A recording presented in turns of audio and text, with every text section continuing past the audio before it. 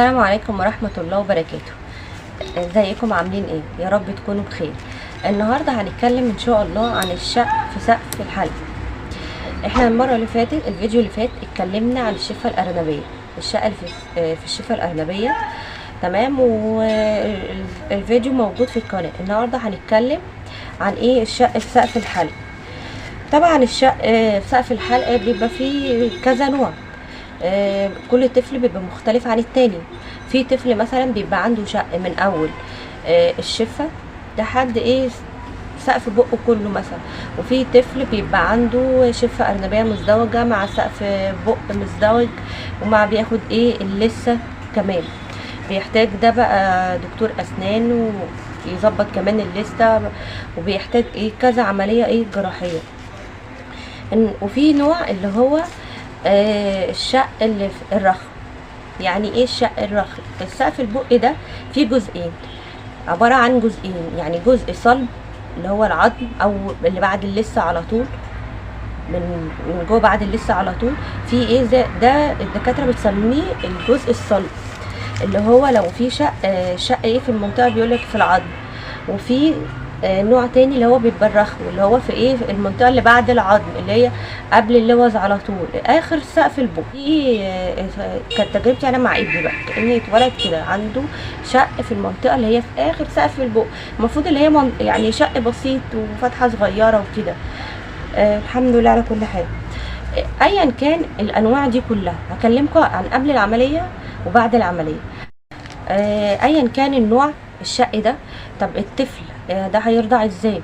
هيرضع ببرونة معينة. الببرونة دي مخصصة لأطفال عندهم شفة أرنبية أو عندهم شق في سقف البق. وعلى فكرة لو هو عنده الشق اللي هو الرخو، اللي هو الفتحة البسيطة اللي في آخر سقف البق، ممكن يرضع بالببرونة العادية.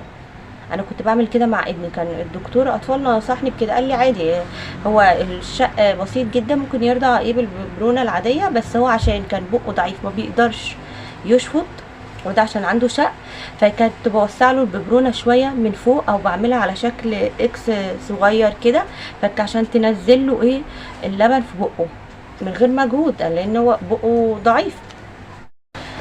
لو احنا هنقارن بالطفل قبل العمليه وبعد العمليه، فالحاجات اللي قبل العمليه اللي بيعاني منها ان هو لما يجي يرضع او يجي يشرب ميه او يجي ياكل، هتلاقي الاكل بينزل من مناخيره، اللبن بينزل من مناخيره، الميه بتنزل من مناخيره.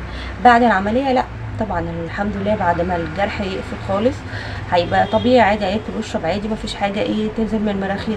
لا، في حالات نادره يعني مره كده لو بيعطس زي اي طفل طبيعي، ممكن يعطس عطسه قويه، ولا ممكن يعمل حركه كده غلط فتلاقي الاكل نزل من مناخيره او اللبن اللي هو بيشربه. بس هو في الطبيعي المفروض لا، بعد العملية مفيش خلاص بقى هياخد الببرونة، مش هينزل لبن تاني من مناخيره الحمد لله. هيقدر بقى الحروف تتنطق معاه صح بصح. في اطفال قلنا بتحتاج بتحتاج تخاطب، بتحتاج ان هي تروح لاخصائي تخاطب وبتاع، عشان بيبقى عندها خلف بسيط. بس في فرق طبعا في الكلام وبتاع، ان هو مع الوقت هيبقى الطفل بيتكلم عادي جدا ومفيش اي حاجه. تاني ممكن قبل العمليه كان بيعاني منها؟ قلنا موضوع ودانه بتوجعه، في ميه على طول في ودنه.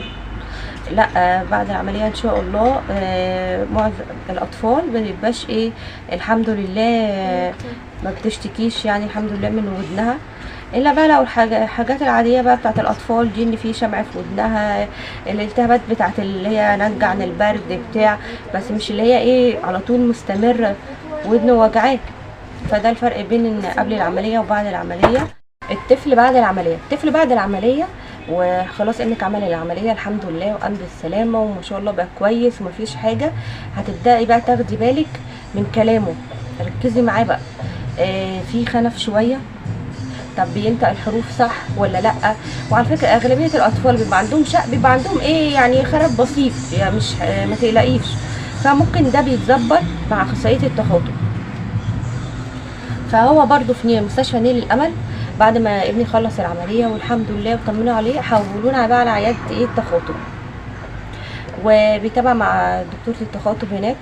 وبتحاول تظبط له برده ايه الكلام، والحمد لله يعني في تطور ما شاء الله. فانا حابه ايه اطمن كل الامهات ان ولادكم هيبقوا بخير وهيبقوا كويسين وهيكلموا عادي، وعلى فكره اذكياء جدا واشقياء يعني ما شاء الله جدا يعني. فما يبقاش فيه بقى الرعب اللي هو القلق ده لا لا لا، مفيش رعب ولا قلق ولا في حاجه، كله بيعدي. ومهما كان الحالة صعبة او مهما كان مثلا الطفل محتاج عملية 2 3 كله هيعدي يعني. ما فيش حاجة ان شاء الله هتقف، كله هيبقى كويس. بس انت بقى خلي بالك منه واعملي النصايح اللي بيقولوها عليها الدكتور بتاعه. واهم حاجة تختاري المكان الكويس والدكتور الكويس. وقبل كل ده انت تفوضي امرك لله يعني، يا رب دبر لي امري فانا لو احسن التدبير، انت بقى حطني في المكان الكويس مع الدكتور الكويس يا رب. فبجد يعني هما ولادنا هيبقوا كويسين اول حاجه بدعانا، اللي احنا دايما ندعي لهم ودايما يبقى عندنا امل بكره احسن ان شاء الله، وان بكره هيبقى احسن من النهارده. مهما كان النهارده صعب ومهما كان امبارح كان صعب جدا، لا خلي عندنا امل. وطول ما احنا عندنا امل بالله وعندنا حسن ظن ربنا هيكرمنا ان شاء الله. وخليكوا دايما مع ربنا، اللي مع ربنا ما بيخسرش. الكلمه دي دايما انا بقولها لنفسي وبقولها لكل الناس اللي حواليا، اللي مع ربنا ما بيخسرش ابدا مهما مر بتجارب، مهما مر بابتلاءات. فدي بتبقى اختبارات من ربنا، لان ربنا عايز يوصلك لمكانه معينه. فلازم تمر بالابتلاءات دي ولازم تمر عشان ما تبقاش ضعيف كده وهش، لا ربنا عايزك قوي عشان عايزك في مكانه معينه. المكانه دي بيبقى فيها الاقوياء بس. فتختار ايه بقى؟ تفضل ضعيف مع الناس الضعيفه ولا تبقى مع الاقوياء في مكانه حلوه ربنا عايزها؟ لو كل واحد فينا بعد ما خلص ابتلاءه واختباره وقعد كده، تاكدوا ان هيقول ان الحمد لله اللي احنا مرينا بالابتلاء ده، لان اكيد ربنا خلانا نمر بالابتلاء ده عشان عايز يوصل لنا حاجه معينه، عشان خاطر احنا ده لمصلحتنا. ودي حاجه اكيده، ده لمصلحتنا. اي حاجه بتحصل فدي خير لينا، اذا كانت الحاجه دي بقى بتفرحنا واحنا مبسوطين بيها ولا بتوجعنا فبرضو خير لينا. فالحمد لله على كل حال.